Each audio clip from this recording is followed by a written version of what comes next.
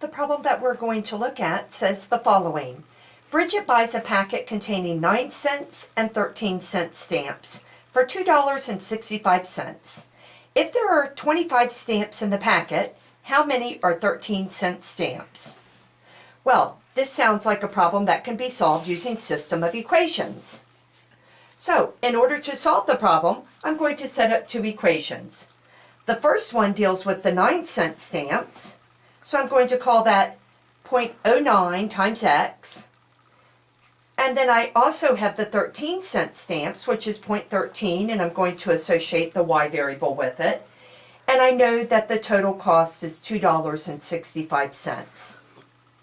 I also know that I'm buying these 9-cent stamps. I don't know how many, so I'll call that x. And I'm buying 13-cent stamps, and again, I don't know how many, I'll call that y. And I know that I have a total of 25 stamps. So, this is my system of equations. I'm going to solve it for x, and then go back and substitute in for y, or the other way around. Solve it for y, get my value and substitute it in for x.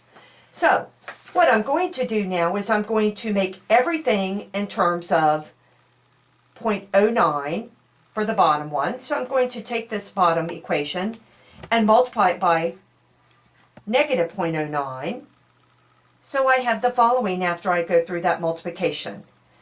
I have my initial one, 900ths x, plus 1300ths y equals 2 6500ths.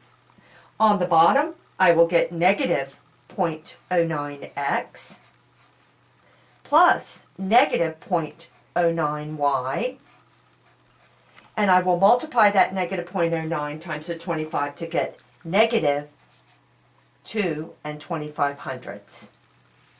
So my rule for systems of equations say I can add them if they have different signs in the same terms.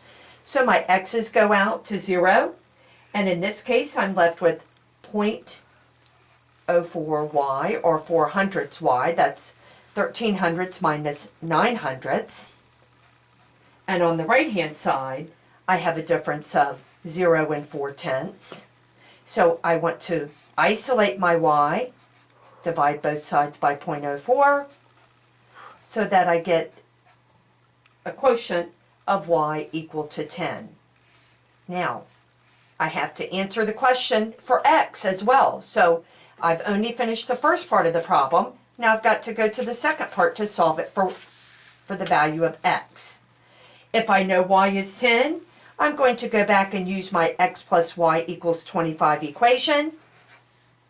Substitute in my y, which is 10, and solve this simple equation for x.